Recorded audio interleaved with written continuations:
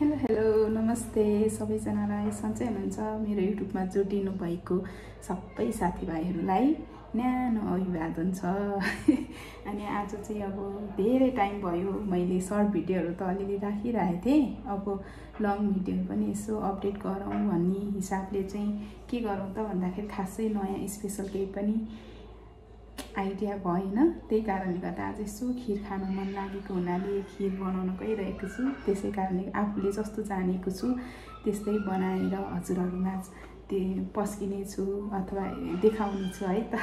हेरिदिनु होला लास्टसम्म, मन पराउनु होला। यदि हजुरहरूलाई मन परेमा लाइक कमेन्ट र सेयर अनि सब्सक्राइब गर्न चाहिँ नभुल्नु होला है त। Let's go. खिरको लागि आवश्यक सामग्री भनेको चाहिँ अब दुध त भइहाल्यो है। दुधपछि चामल अनि चिनी, मरिचको धुलो र किसमिस। यसमा मैले धेरै चिज मिसाएको छुइनँ, जस्ट बदाम, काजु र नरिवललाई सानो पिस गरेर काटेर राखेको छु। अब हजुरहरूलाई त अब राम्रो बनाउन आउँछ होला, तर मलाई चाहिँ अब सिम्पल यति नै आउँछ होइन। अब धेरै सामग्री राखेर पनि बनाएको देख्छु, तर मैले चाहिँ सिम्पल मेथडमै बनाउन गइरहेको छु। अन्तिमसम्म यसो हेर्नु होला है त। ल यही हो सामग्री चाहिँ, हाम्रो मेन खजाना। भाँडा चाहिँ यही हो। यो चाहिँ मेरो गाउँमा पुरानो भाँडाकुँडाहरू सबै दिएर बनाउन लगाएको होममेड भाँडा हो। यसो हेरेर चाहिँ नहाँसिदिनु होला फेरि कस्तो भाँडा हो यो भनेर। म चाहिँ अब 2 लिटर दुध हाल्न गइरहेको छु। हालेर यसलाई उमालिदिनु र उमालिसकेपछि हामीले रेडी गरेको सामग्रीहरू एक एक हाल्नेछौँ। ल अब मैले बसाल्नलाई सुरु गरेँ। यसरी अब ठुलो आँचमा बालेको छु अहिले एकैछिन उम्लिनको लागि, तर म पछि चाहिँ सानो आँचमा बनाउने छु है त साथीहरू।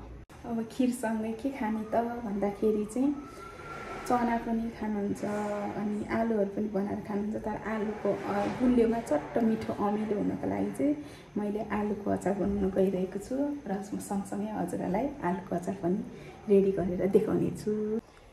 आलु धोइवरी उसिन्नको लागि प्रेसर कुकरमा राखेर रेडी गर्दैछु है साथीहरू। मसलालाई चट्ट लगाएर आलु उसिन्नलाई राखेँ। यतापट्टि दुध, यतापट्टि आलु। दुध उम्लेर रेडी हुन लागेको छ। उम्लिसकेपछि सानो आगो बनाएर चामल हालेर बिस्तारै पकाउँछु। यता चाहिँ आलु सिटी लाग्नलाई साइ गर्दैछ। आलु त रेडी भयो। अघि रेडी गरेको आलु चाहिँ मैले अब छोडाउनको लागि रेडी गर्छु। यतिको भएपछि त पाकिहाल्यो नि आलु। एक सिटीमा मुडेको आलु हो, मिठो हुन्छ। झन्डै उम्लेर गएको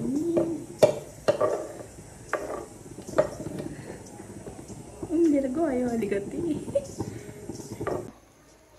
अब दुध उम्लियो। मैले अहिलेको 1 कचौरा चामललाई पखालेर ठिक्क पारेको छु। अब म हालिदिन्छु। खिर बनाउनलाई चामल मैले हालिदिएँ। अब बिस्तारै सानो आगोमा बसाल्छु। आधी घन्टा पौने घन्टा लाग्छ कि ठुलो चाहिँ बनायो भने त एकैछिनमा हुन्छ, तर दुध उम्लिन्छ छिटो पाकेको भन्दा बिस्तारै आगोमा सानो आगोमा बनाएको नै राम्रो हुन्छ नि त। त्यसैले अब म यसलाई उम्लिन छोडिदिन्छु। यत्रो आगोमा चाहिँ अब उम्लिनलाई मैले छोडिदिएको छु। अब बेला बेलामा यसरी चलाउँदै पकाउनुपर्छ। अब यो भाँडामा चाहिँ म आलु राख्छु उसिनेको छोडाउँदै। मान्छे मोटे छु साथीहरू होइन, तर मलाई आलु एकदमै मनपर्छ। यो आलुलाई नुन खोर्सानी मजाले पिनेर लसुन अनि टिमुर हालेर घिउमा झान्ने भन्नाले अथवा घिउमा यसो भुटेर पकाएर खायो भने एकदम पिरो, खोर्सानीको नि अलिकति पिरो चाहिँ कम हुन्छ, टेस्टी हुन्छ। त्योसँग उसिनेर खाँदा पनि मलाई एकदम मनपर्छ। तर आज चाहिँ खिरको साथी अचार बनाउन गइरहेको छु, त्यही भएको कारणले छोडाउँदैछु। भन्छन् अब जङ्क फुडहरू नखानु, आलुहरू नखानु, मोटी छौ, हेल्थको केयर गर भन्छ। के को हेल्थ? बाँचुन्जेलसम्म खानी हो, रमाउने हो। एकदम अब कुम्भकर्णले जस्तो सुत्ने, कुम्भकर्णले जस्तो खानु त भएन, तर अब बाँचुन्जेलसम्मको टेस्ट लिने हो। अब खानै पऱ्यो साथीहरू। पोट्याटो लभर भन्दा नि हुन्छ मलाई त।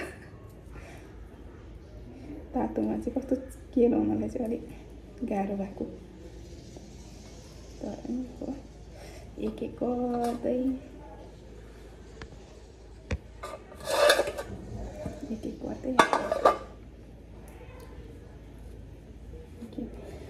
यस्तै हो जिन्दगी।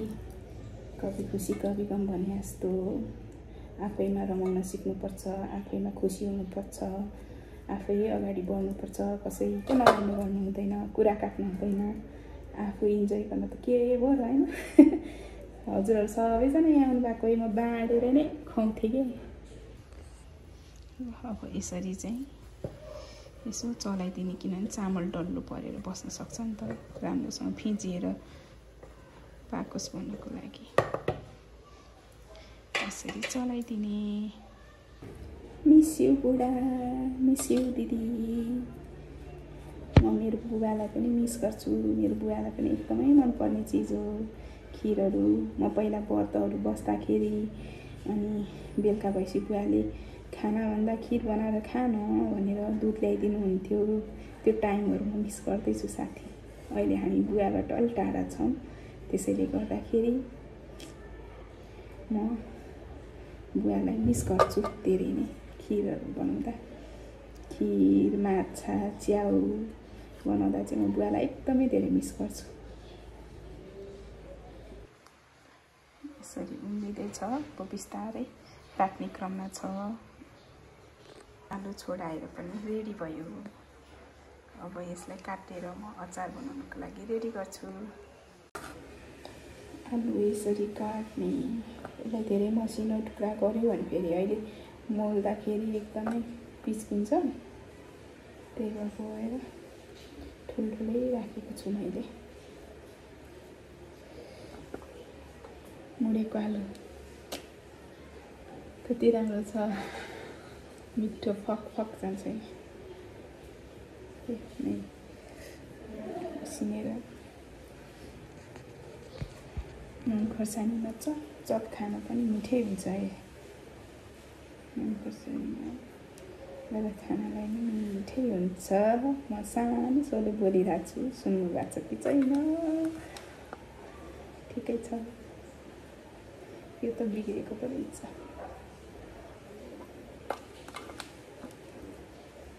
जहाँ तिमी त्यहाँ म नपाउँदा तिमीसँग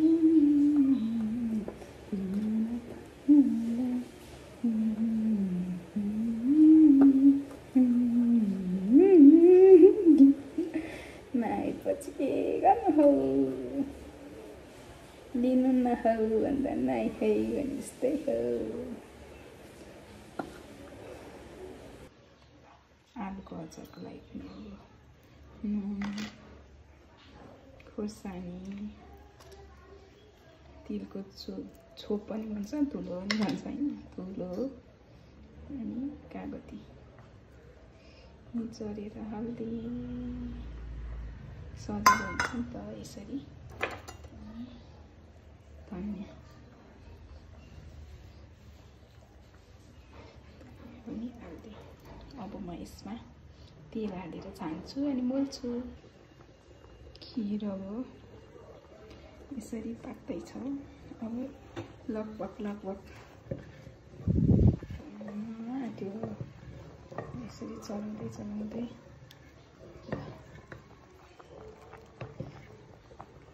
पाक्न लाग्दै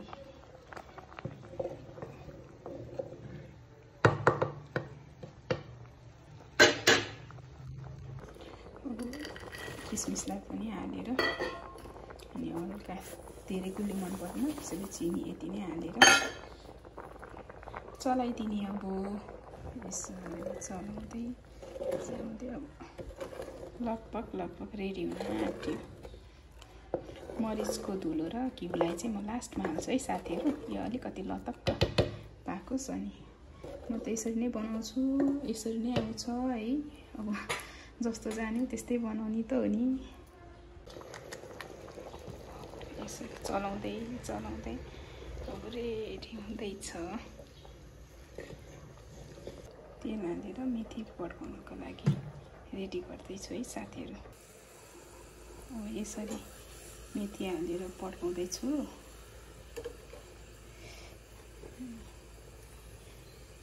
लसुन पनि मलाई कस्तो मनपर्छ कि बास्ना आउँछ, टेस्टी भए जस्तो लाग्छ।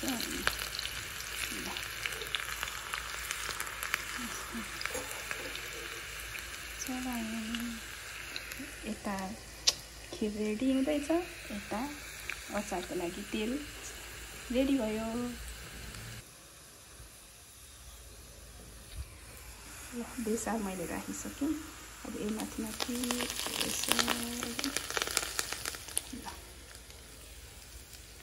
अब अलिकति सेला होस् अनि म मोल्दिन्छु।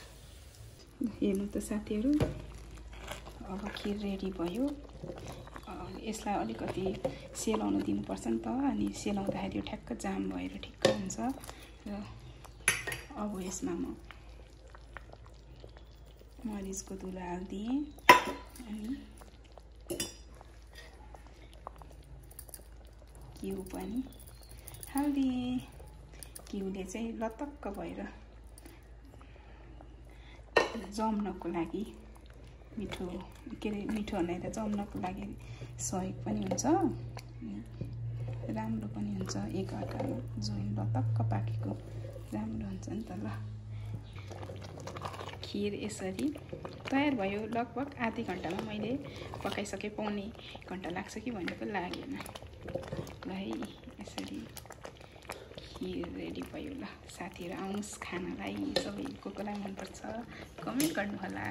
मैले अब आगो पनि बन्द गरेँ। अब अचार यसरी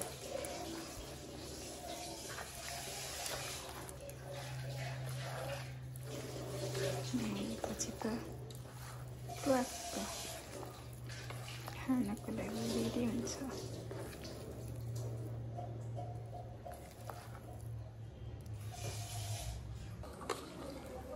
मोबाइल समातेर बस्नलाई गाह्रो भयो साथीहरू, अनि त्यही भएर यसरी मोल्दैछु। खिर अचार दुवै रेडी भयो। अब चाहिँ खाइने त साउन्ड खै कस्तो सानो छोले पुगेछु।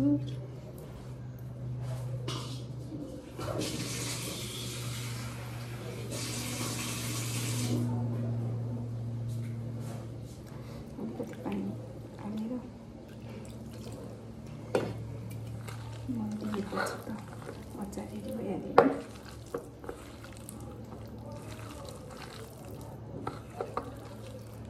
मुडेको आलुको त यस्तो टेस्टी हुन्छ। घिउ जमे जस्तो पक्कै जम्छ। घिउ जस्तो आलु पनि जम्छ भन्दा मैले भन्नु खोजेको मसलाहरू राम्रोसँग लाग्छ है।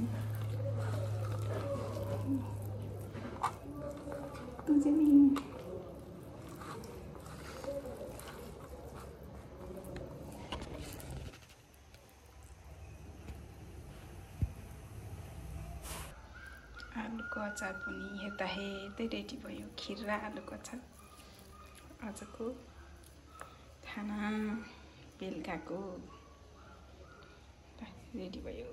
आउनुहोस् ल सफा गरेर राख्छु म। अब आलुको अचार खिर यसरी रेडी भयो साथीहरू। मलाई चाहिँ चिसो मनपर्छ, आजभन्दा नि भोलि मनपर्छ।